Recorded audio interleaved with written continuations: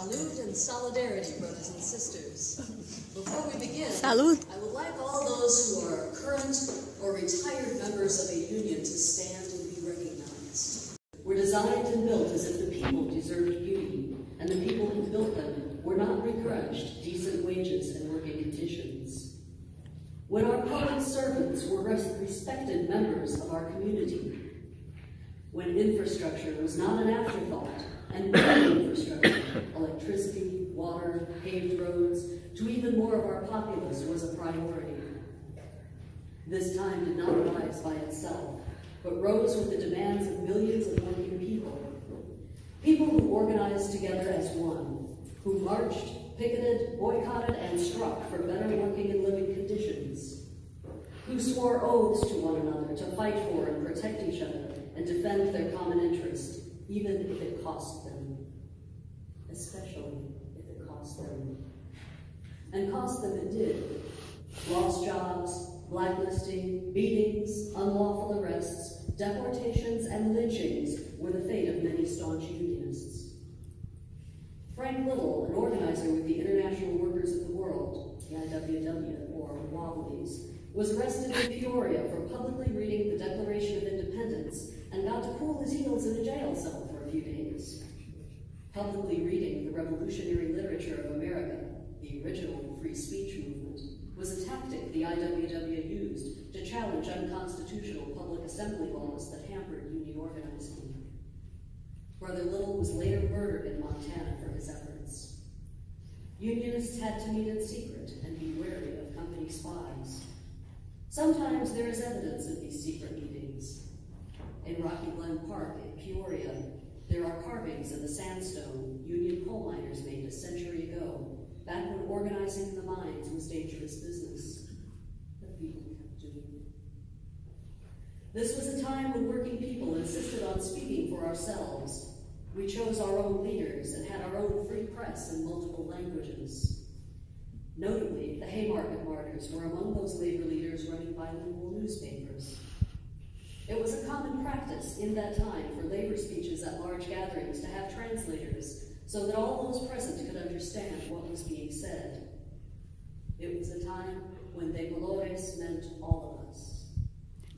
It was a time when marginalized working people insisted upon inclusion, and the degree to which they received it accurately predicted the degree of aggression levied against them by corporate bosses and corporate-friendly governments. It was not a time free of racism, sexism, or anti-Semitism, and neither is ours.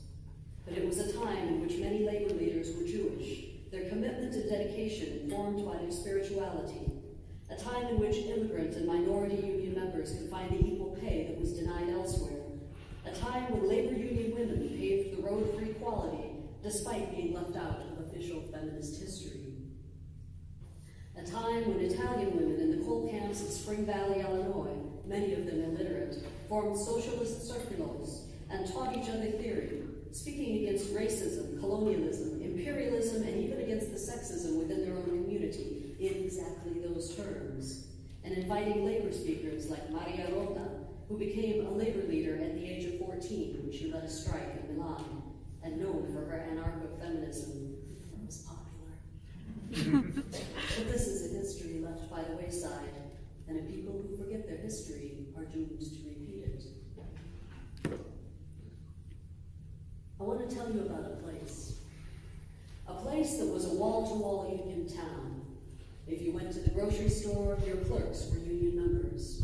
If you went to the bakery, your bread was made by union bakers. Your meat was cut by union butchers and meat cutters. Your gas was pumped by union members. Union mechanics worked on your automobile.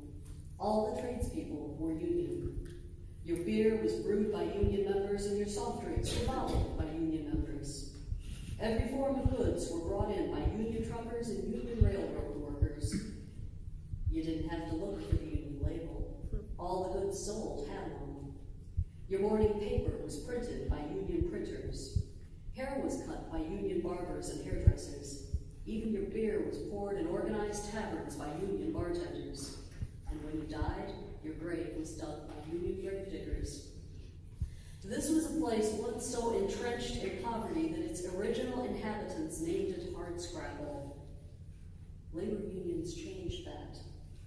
First with the coal mines, next with the railroads, and then with the influx of industry and mass immigration of people from Ireland, Southern and Eastern Europe, and the Middle East, most of whom were Catholic, some of whom were Jewish, and all of whom were eager to be organized.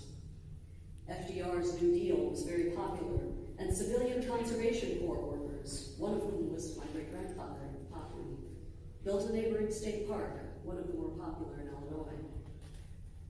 It was ably served for 18 years by a Republican state representative who was a former union president and who later served as president of the Illinois AFL-CIO. When his party moved away from supporting labor, he stayed true to his union principles, and when his party primaried him every election, his constituents kept electing him, as always.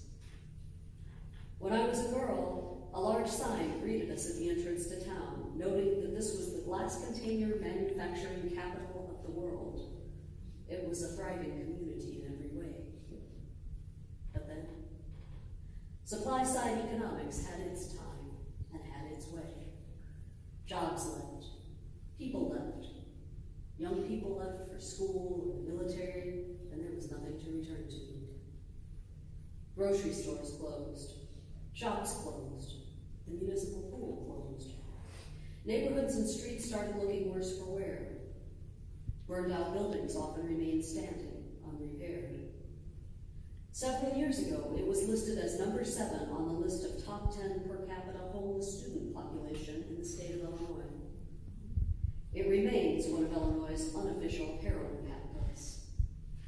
The local prison, which by default became the largest area employer, was closed. The grade school my mother attended and where I completed the 2nd grade was shuttered last year.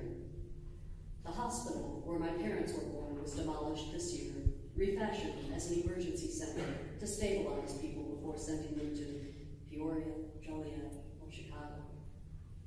It remains a typical Rust Belt community, many things absent, grittiness intact. But for the details, I could be describing many cities here in the land of Lincoln. Decatur was also once a wall-to-wall Union town. These are now places which no longer have a home for the grandchildren and great-grandchildren of Ellis Island, or the grandchildren and great-grandchildren of African Americans of the Great Migration. But yet, we persist, and still we resist. I want to tell you about a people. 2 years ago, I was working 3rd shift at the Nuke in this place. I was sleeping, and in semi-conscious 3rd shift rhythm fit for day sleep, I was semi-aware of sound. It was a measured, mechanical, almost metallic sound. Almost like a dysfunctional pump.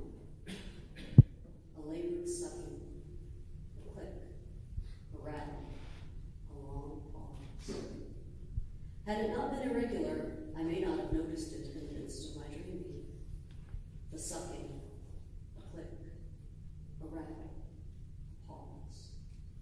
Sucking, click, rattle, pause.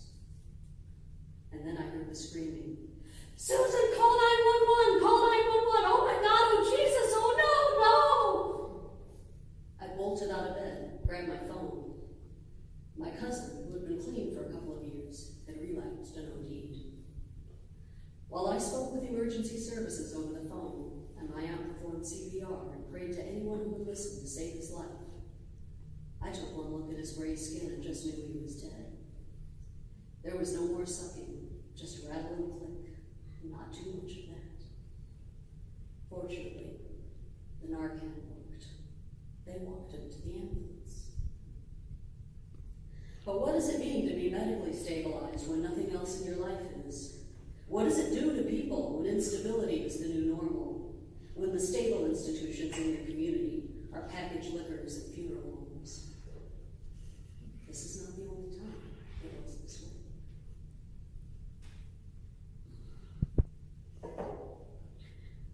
I want to tell you about a movement. A movement of people who were poor, struggling, and broken in all the ways that mattered. A movement of people who banded together in solidarity to break the backs of the robber barons of their day. A movement that filled the streets of the cities of our nation.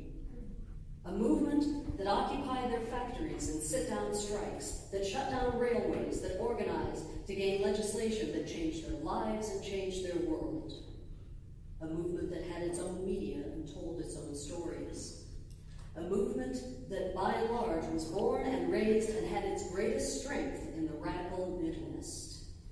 This movement runs weekends, all breaks at work, including your lunch breaks, paid vacations, the Family and Medical Leave Act, sick leave, Social Security, the minimum wage, Title VII of the Civil Rights Act, the 8-hour workday, overtime pay, child labor laws, the Occupational Safety and Health Act, a 40-hour work week, workers' compensation, unemployment insurance, pensions, workplace safety standards and regulations, employer health care insurance, collective bargaining rights for employees, wrongful termination laws, the Age Discrimination in Employment Act of 1967, whistleblower protection laws, the Employee Polygraph Protection Act, Veterans Employment and Training Services,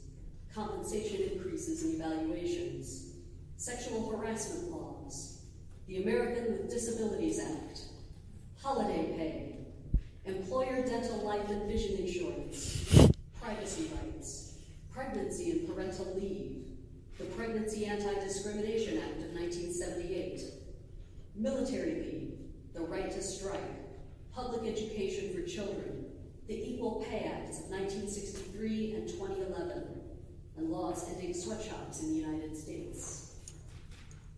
I want to tell you about the power of picket lines. I want to tell you about the Chicago Teachers Union, who reclaimed their union from the lapdogs who formerly ran it, and by diligent door-to-door community activism and advocacy for the parents and students they served, broke the power of one of the most politically connected mayors in arguably the most politically entrenched cities of the nation.